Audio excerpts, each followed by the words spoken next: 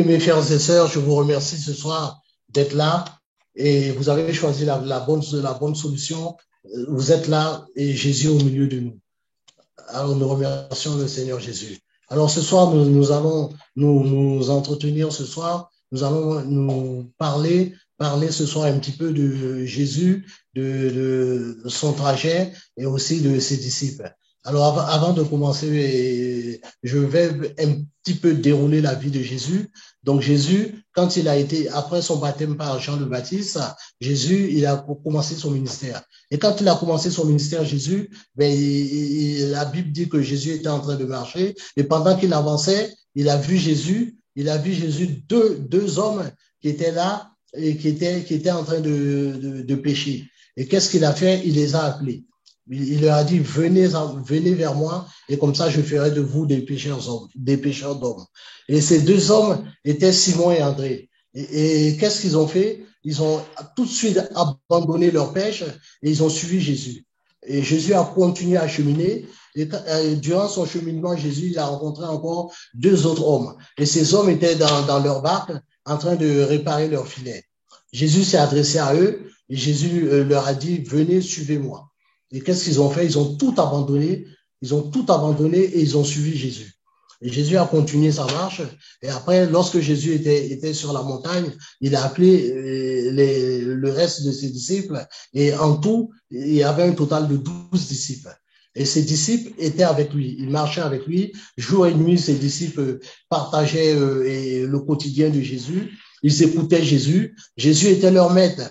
Et eux, vis-à-vis de Jésus, ils étaient les serviteurs. Ils étaient les serviteurs de Jésus. Ils obéissaient à Jésus. Quand Jésus leur donnait un ordre, ils exécutaient l'ordre que Jésus leur donnait. Par exemple, lors de la multiplication des pains et des poissons, Jésus a dit à ses disciples, ben, apportez-moi les pains, les 5 pains et les poissons.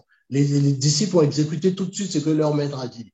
Et au fur et à mesure, il y a eu une intimité qui s'est construite entre Jésus et ses disciples. Donc, ses disciples cherchaient à connaître plus la vie de Jésus et Jésus aussi, il leur parlait plus de lui, mais il leur parlait aussi du Père. Donc, et ses disciples, des fois, ils comprenaient pas tout ce que Jésus leur disait. Mais quand même, ils faisaient l'effort quand même d'essayer d'obéir et d'écouter Jésus. Il y a une parabole qui dit que c'est la parabole du semeur. Après, les disciples qui n'avaient pas compris cette parabole ont demandé à Jésus, explique-nous cette parabole. Et Jésus leur a expliqué cette parabole parce qu'ils étaient proches de Jésus. Il y a un certain moment, la Bible dit que Jésus, il était là, il était en train d'enseigner Jésus. Et il y a eu sa mère et ses frères de Jésus qui le cherchaient. Donc, un homme est venu vers Jésus et lui a dit, voici ta mère et tes frères te cherchent. Et la réponse de Jésus a été une réponse qui venait de son cœur. Parce que Jésus, qu'est-ce qu'il a fait? Il a promené les regards et ses regards se sont arrêtés sur ses disciples. Et qu'est-ce qu'il a dit? Il a dit, qui sont ma mère? Qui sont mes frères? N'est-ce pas ceux qui font la volonté de mon Père? Donc, tout de suite, il a considéré ses disciples comme étant ses frères. Donc, quand on dit frère, il y a une affiliation. Donc, c'est une famille. C'est une famille quand on dit frère. Automatiquement, donc, et Jésus, tout de suite, il a considéré ses disciples, pas comme des serviteurs, mais comme ses frères. Donc, il vivait avec eux comme si c'est lui qui était leur père, et lui qui était leur père, et eux, entre eux, ils étaient des frères. Mais Jésus les considérait aussi comme étant ses frères aussi. Voilà. Donc, on voit quand même que cette relation quand même a été une relation quand même qui a été intime. Et Jésus a été au-delà de cette relation. Parce que la Bible nous dit qu'à un certain moment, Jésus, eh bien, il les a appelés ses amis. Et pourquoi il les a appelés ses amis? Parce que Jésus a commencé maintenant à leur raconter des choses qui lui concernaient. Il a raconté des choses aussi qui concernaient le Père aussi. Et les disciples ont connu un petit peu plus de Jésus. Voilà ce que c'est qu'un ami. Un ami, c'est quelqu'un sur qui, quand vous avez un ami, c'est quelqu'un sur qui vous pouvez compter, c'est quelqu'un sur qui vous pouvez raconter certaines choses, hein, même des choses qui sont intimes. C'est quelqu'un sur qui, quand vous êtes dans le besoin, vous pouvez faire appel. C'est quelqu'un sur qui, lorsque vous traversez des moments difficiles, eh bien, vous pouvez compter sur lui également. Et c'est comme ça que Jésus était avec ses disciples. Il entretenait cette même relation avec ses disciples. Alors, nous allons prendre un passage dans Matthieu. Je vais demander au frère Jean-Marie si tu peux m'aider dans la lecture, s'il te plaît, mon frère. Prenons Matthieu, chapitre 12.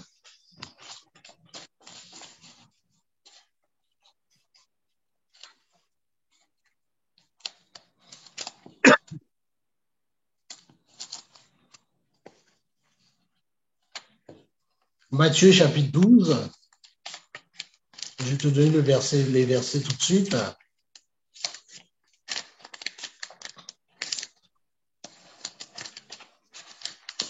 Donc, Matthieu, chapitre 12. On va aller dans Matthieu, chapitre 12. Et si tu peux lire le versets 47 et 48, s'il te plaît, mon frère. Matthieu 12, versets 47 et 48. Amen. La Bible déclare, quelqu'un lui dit, voici ta mère et tes frères sont dehors. Ils cherchent à te parler. Mais Jésus répondit à celui qui le lui disait, qui est ma mère et qui sont mes frères? Voilà. Donc là, on voit bien que la Bible même relate ce fait. Donc, la Bible nous montre bien que Jésus a dit qui est ma mère, qui sont mes frères. Donc là, Jésus a bien montré que sa mère et ses frères, c'étaient ses disciples. Et ceux qui étaient là, qui écoutaient la parole également, étaient considérés comme les frères de Jésus. Jésus est notre frère. Et nous allons aller également, mon frère, dans Jean chapitre 14 et 15, s'il te plaît. Jean chapitre 14, Jean chapitre 15, versets 14 et 15, s'il te plaît, mon frère.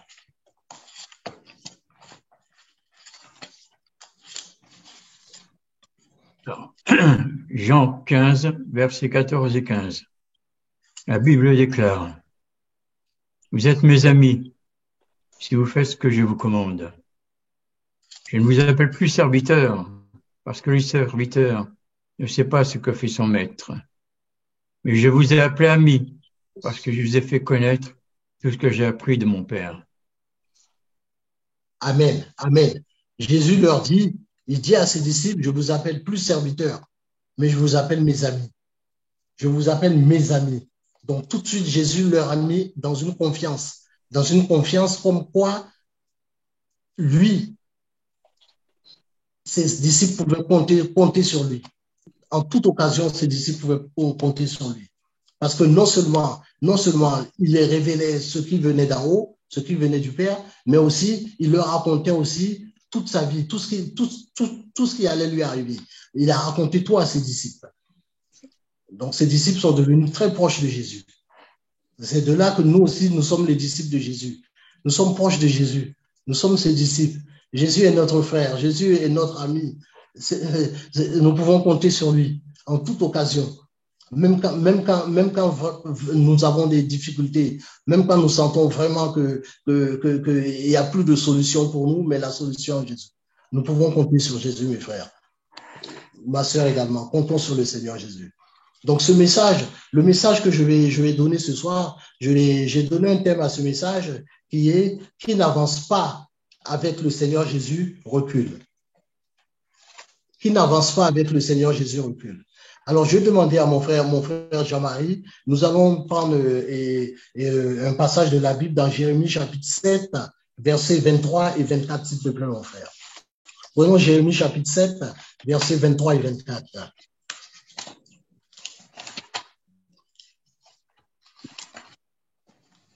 Jérémie 7, versets 23 et 24.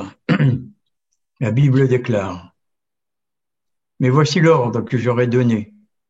Écoutez ma voix, et je serai votre Dieu. Et vous serez mon peuple.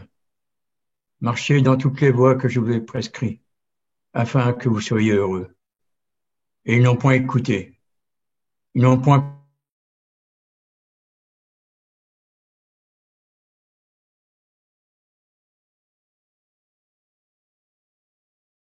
Ils ont été en arrière et non en avant.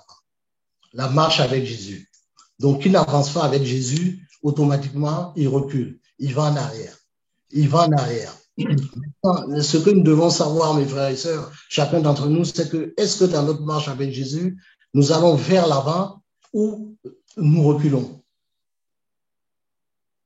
Si nous reculons, c'est qu'automatiquement, il y a une problématique.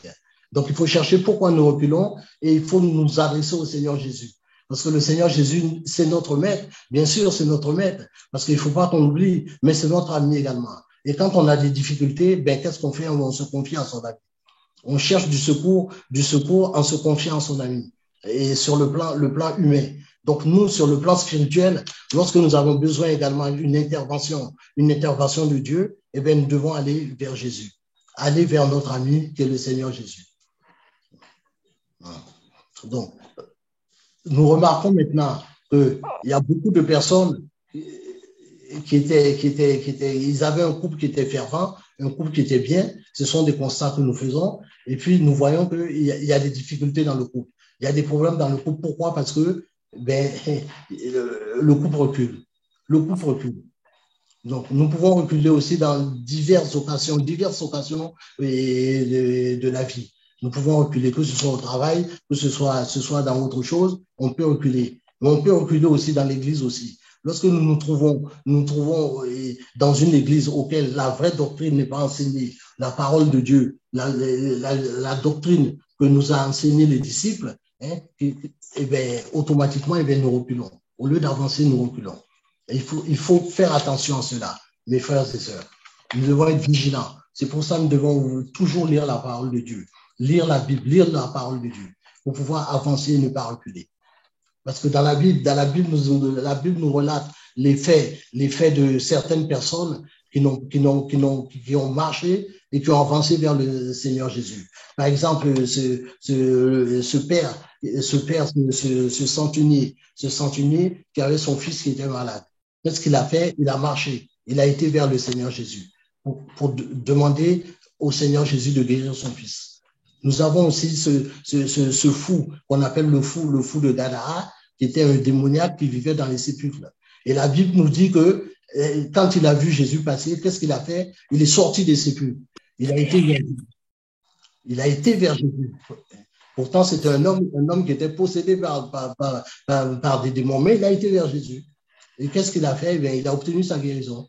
Jésus l'a délivré de cette puissance démoniaque qu'il avait et qui le saisissait et qui faisait qu'il vivait dans les sépulcres.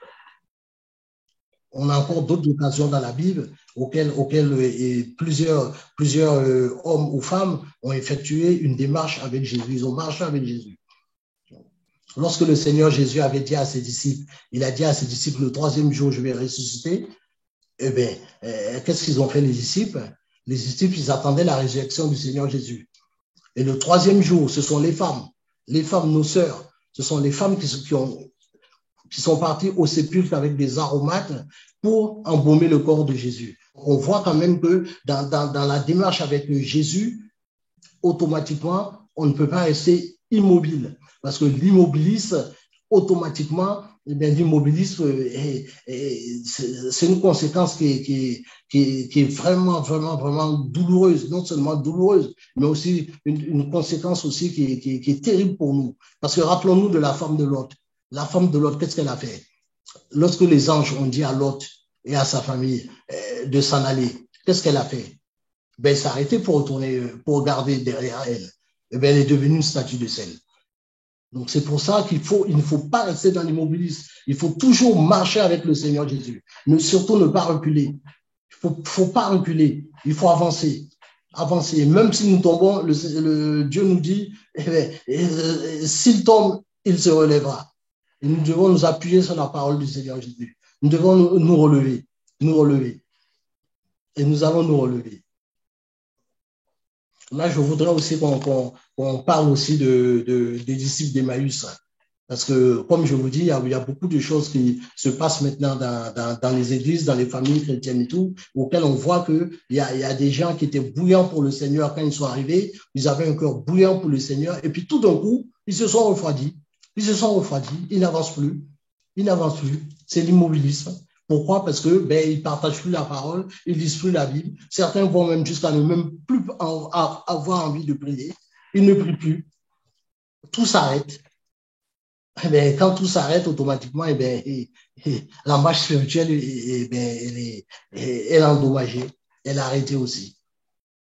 Et c'est pour ça, moi, je vous encourage, mes frères et sœurs, à ce que quel que soit le problème, qu'on puisse continuer à marcher ou à courir. Qu'on soit comme les disciples qui ont couru pour aller vers le tombeau de Jésus. Parce que les femmes leur ont rendu témoignage. Alors, nous allons parler des disciples d'Emmaüs, parce que la Bible relate aussi 2 disciples qui étaient les disciples d'Emmaüs. Et on va aller là et on va lire ça aussi. On va le lire, mes frères et sœurs. Lisons aussi les disciples d'Emmaüs. Alors, mon frère Jean-Marie, on va aller dans Luc chapitre 24, du verset 18 à 35, s'il te plaît, mon frère.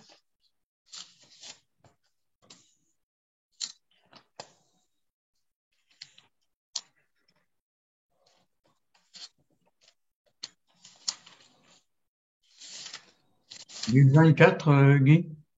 Frère Guy, Luc 24. Oui, je te lis du verset 18 à 35, s'il te plaît, mon frère. Mais je vais te dire.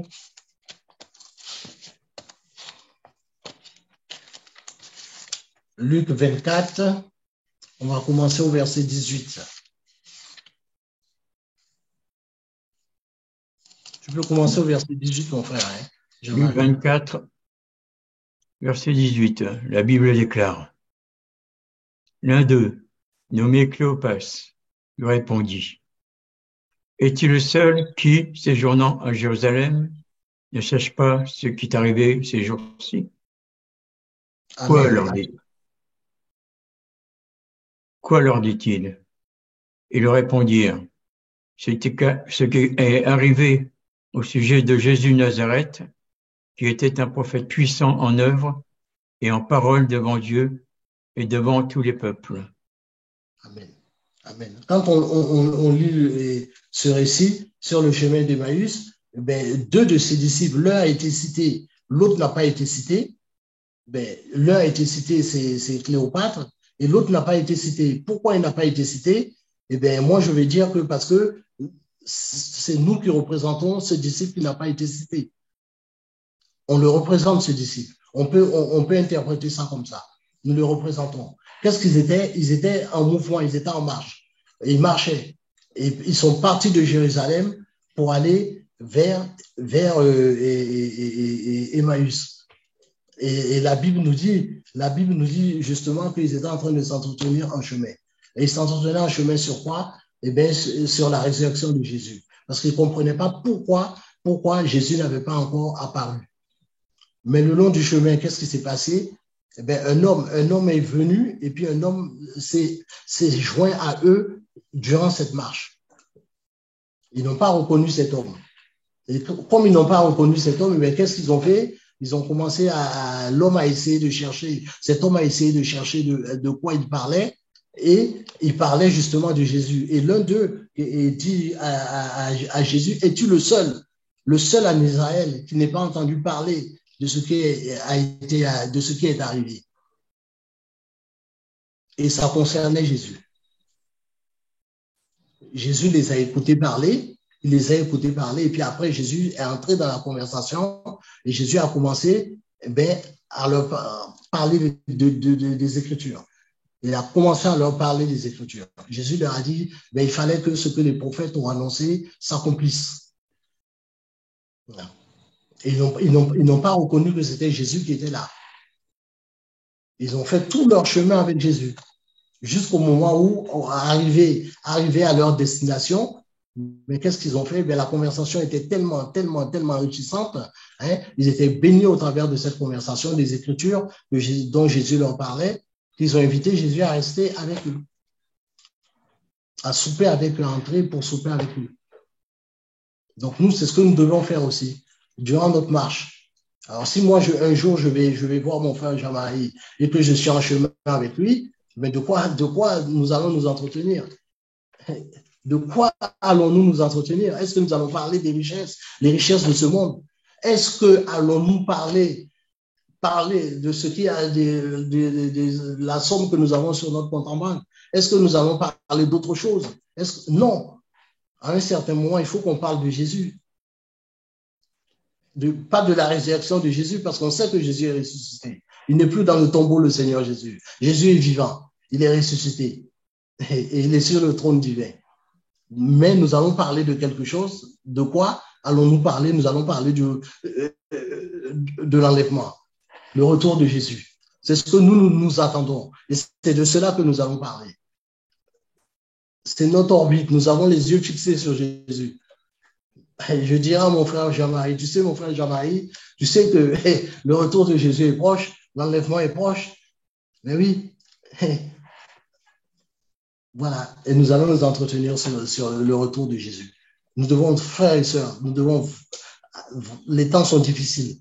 Nous devons à chaque instant, dans notre quotidien, nous devons vraiment nous entretenir, que ce soit avec nos maris, que ce soit avec des frères et sœurs, nous devons nous entretenir pour pouvoir nous fortifier les uns les autres, nous exhorter, pouvoir parler de Jésus, parler de son retour, parce que nous attendons le retour du Seigneur Jésus. C'est ce que nous attendons. Nous n'attendons pas autre chose. Moi, je n'attends pas autre chose. Derrière, je ne regarde plus derrière. C'est fini derrière. Je ne veux pas reculer. Je ne veux pas rester immobile non plus pour devenir une statue de sel comme la femme de l'autre. Non. Ce que moi, je veux, c'est d'être enlevé. C'est d'être enlevé. Donc, je marche. Et comme l'apôtre Paul l'a dit, il faisait une chose, l'apôtre Paul. Il a donné cette belle confession. Il a dit, je cours. Je cours. L'apôtre Paul courait.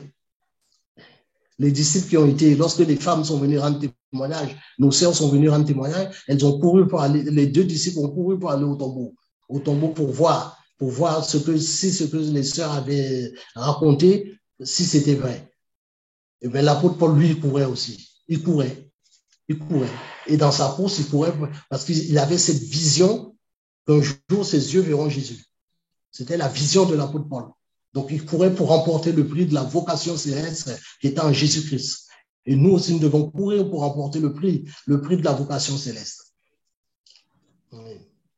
Parce qu'il ne faut pas croire que le prix, nous l'avons déjà. Non, nous ne l'avons pas. Nous ne l'avons pas déjà. Le salut n'est pas acquis comme certains le pensent. Non, le salut n'est pas acquis. Il faut travailler pour son salut. L'Écriture nous le dit. Travaillez à votre salut. Nous devons travailler, courir pour remporter le prix de la vocation céleste qui est en Jésus. Nous allons lire, mon frère Jean-Marie, faire une petite lecture dans Philippiens chapitre 3. Philippiens chapitre 3. Si tu peux me lire du verset 13 à 14, s'il te plaît, mon frère.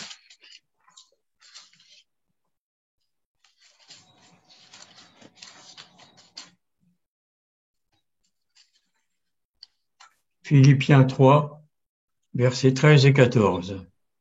La Bible déclare: Frères, je ne pense pas l'avoir saisi, mais je fais une chose, oubliant ce qui est en arrière et me portant vers ce qui est en avant.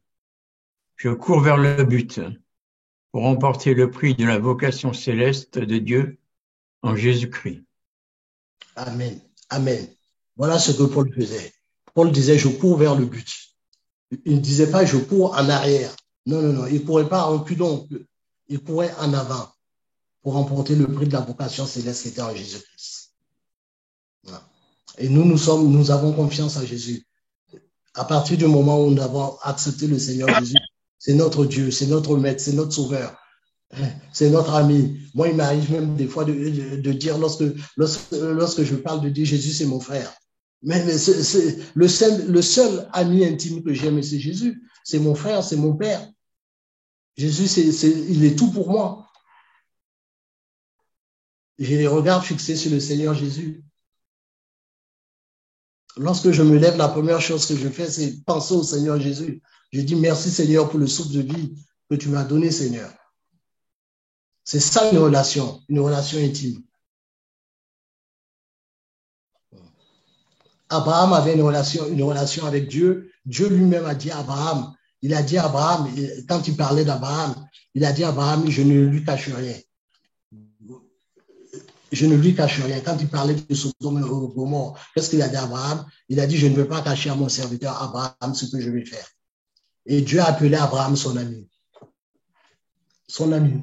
Pourquoi? Parce que Dieu ne lui cachait rien du tout. Il ne lui cachait rien du tout. Donc Abraham était l'ami de Dieu. Et ça, nous allons le lire dans Jacques chapitre 2 au verset 23, s'il te plaît, mon frère.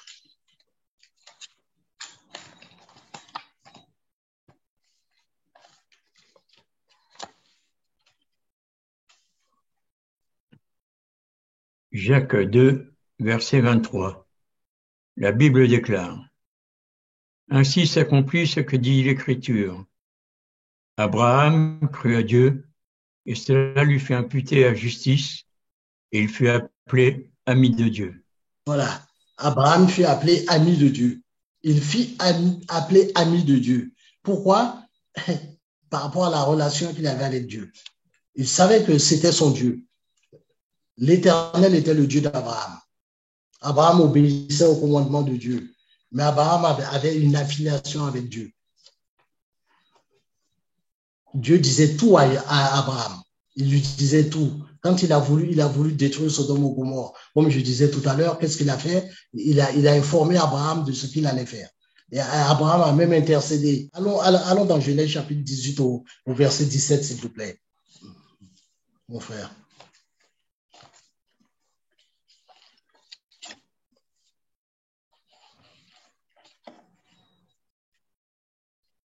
Genèse chapitre 17 au verset 18. Genèse 18, versets 17 et 18. La Bible déclare: Alors l'Éternel dit, cacherai-je à Abraham ce que je vais faire? Abraham deviendra certainement une nation grande et puissante, et en lui seront bénies toutes les nations de la terre. Amen. Amen. Merci, mon frère. Merci pour ces paroles qui sont très enrichissantes et qui viennent de la bouche de l'Éternel, qui viennent du cœur de Dieu. Cacherai-je à Abraham ce que je vais faire? Et Dieu a appelé Abraham son ami. Et le Seigneur nous a appelés aussi son ami. Nous sommes les amis du Seigneur. Frères et sœurs, nous sommes les amis du Seigneur. Donc le Seigneur ne nous cache rien. Tout est écrit dans la parole de Dieu. Il nous a tout dit, il nous a tout donné. Et il nous enseigne tout. Et sa parole nous permet au quotidien de marcher selon sa volonté. Nous marchons selon la volonté de Dieu. Nous avançons selon la volonté de Dieu. Aucun problème n'est insurmontable. Tout est possible à celui qui croit. Car le Dieu que nous servons, c'est le Dieu de l'impossible. Nous pouvons nous appuyer sur nous. Donc ce soir, si je peux vous encourager, frères et sœurs, c'est de ne pas céder, de ne pas céder. Même si vous sentez que vous êtes accablé, criez à Jésus. C'est votre ami. Le Seigneur Jésus viendra. Il viendra à votre secours. Il va vous délivrer. Parce que Dieu, il veille sur sa parole. Il veille sur sa parole et sa parole est la vérité. Elle s'accomplit toujours. Elle s'accomplit toujours, sa parole. Mais il faut marcher dans l'intégrité avec Dieu. Il faut marcher dans la sanctification. Il faut mettre en pratique ses commandements. C'est lui le maître. C'est lui le maître. Nous sommes ses serviteurs, mais en même temps, nous sommes aussi ses amis. Nous sommes ses amis parce qu'il nous a tout dit. Il nous a tout confié. Il ne nous a rien caché. Donc maintenant, c'est à nous de prendre tout ce que le Seigneur nous a dit, de le mettre en pratique afin que nous puissions voir la gloire de Dieu. Parce que l'enlèvement est proche. L'enlèvement est proche. Et moi j'ai envie de voir tout le jet enlevé. Tout le jet enlevé, c'est mon souhait. Que nous tous dans le jet, nous soyons enlevés. Que personne ne reste.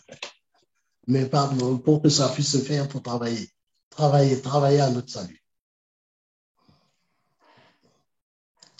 Et nous pouvons le faire. Nous pouvons le faire. Si nous n'arrivons pas à le faire, eh bien, c'est que c'est de notre côté que le problème est. Le problème n'est pas du côté du Seigneur. Parce que le Seigneur nous a tout donné, Lorsque nous lisons la Bible, nous voyons qu'à ses disciples, nous sommes les disciples de Jésus aussi. Jésus avait donné à ses disciples le pouvoir le pouvoir de chasser les démons. Quand on lit Luc chapitre 10, on voit que les disciples, quand ils sont revenus, les 70, ils ont dit à Jésus, les démons nous sont même soumis. Les démons nous sont même soumis. Jésus leur a même donné son pouvoir. Et ce pouvoir-là, Jésus nous l'a donné aussi. Le pouvoir de marcher sur les serpents, les scorpions, sur toute la puissance de l'ennemi. Et Jésus a même déclaré que rien ne pourra nous nuire. Donc nous pouvons nous appuyer sur ce verset-là. Le Maître nous l'a dit, et ce que Jésus nous a dit, c'est ce qui va se produire. Donc Jésus nous aime, il nous aime tant. Il nous a donné son pouvoir. Nous sommes ses disciples, même plus que ses disciples encore.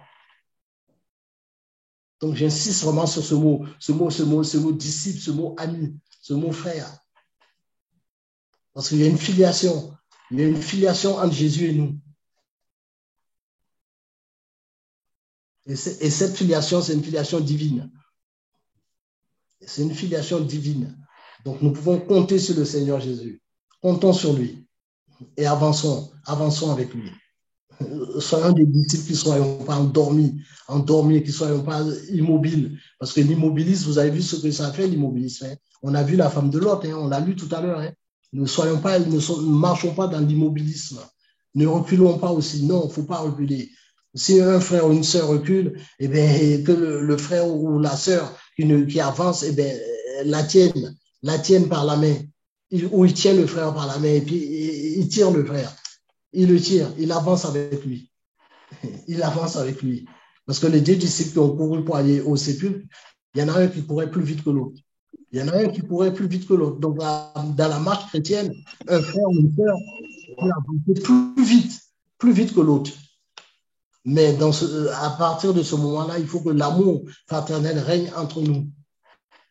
Et que celui qui aille plus vite, eh bien, il tire celui qui essaie de reculer ou qui veut rester immobile. Qu'il le tire par la main, de façon à ce qu'il puisse avancer, qu'il prie pour lui, qu'il prie pour elle. Et c'est comme ça que nous allons tous pouvoir avancer. Et un jour, nos yeux verront Jésus. Lorsque la trompette va sonner, ben, nous aurons les regards fixés sur Jésus. Parce que le Seigneur Jésus nous a promis que lorsqu'il va revenir, que nous le verrons. Donc, notre foi n'est pas vaine. Elle n'est pas vaine. Elle a appuyé sur le retour de Jésus. Et c'est une chose qui est merveilleuse. Moi, je la vis déjà. Sans l'avoir vu, je la vis déjà par la foi. Je vis déjà ça par la foi. Ah oui, mes frères et sœurs, vraiment, c'est beau d'appartenir au Seigneur Jésus. Moi, je bénis Dieu pour tous les frères et sœurs vraiment qui ont fait cette démarche pour accepter le Seigneur Jésus. Parce que Dieu a préparé pour chacun de nous des travaux pour que nous puissions les accomplir. Et pour pouvoir accomplir ces travaux-là, eh bien, il faut que nous avancions avec le Seigneur Jésus. Il faut lui demander quels sont ces travaux-là. Il faut vraiment mettre au service de l'Église les dons que nous avons reçus, les dons spirituels que nous avons reçus. Le Seigneur a préparé pour chacun de nous des travaux. Nous devons les mettre au service de l'Église. Ne pas avoir peur, ne pas avoir la crainte et dire que bon, voilà, j'ai peur, parce que les frères, les sœurs me regardent. Mais les frères, les sœurs, ce sont vos frères, ce sont vos sœurs. Hein? Ce sont vos frères, ce sont vos sœurs. Hein? Ils vous regardent, oui, mais ils vous regardent. Mais quand, en vous regardant, ils ont les regards fixés sur le Seigneur Jésus. C'est Jésus qui voit. Quand ma sœur était en train de chanter tout à l'heure, elle a chanté un très beau cantique, mais au travers du cantique qu'elle a chanté, mais c'est pas ma sœur que je voyais, c'est le Seigneur Jésus que je voyais. Et je glorifie le Seigneur Jésus. Je dis au Seigneur Jésus, Amen. Amen pour ce don qu'il a donné à cette sœur. Et qu'elle manifeste ce don au service de l'Église. Nous sommes tous bénis au travers du chant qu'elle a chanté. Voilà. Donc ce soir, je vous demande, mes frères et sœurs, de vraiment réfléchir à tout ce que le Seigneur nous dit et d'inverser